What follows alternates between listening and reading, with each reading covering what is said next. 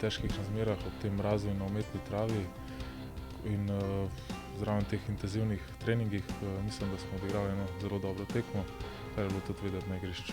Mraz čutiš vedno, mislim, sploh v takih pogojih, ampak probaš čim bolj odmisliti ta mraz in moraš se čim bolj vključiti zraven ekipe, govoriti, postavljati svoje igralce, da si zraven, da si z glavo v tekmi in tudi pol pride vse na pravo mesto.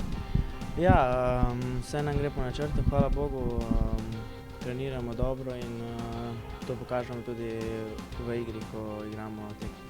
Dobro je biti spet doma, ampak moramo pobegniti spet temu mrazu, kajti je res mrzlo in so pogoji težki.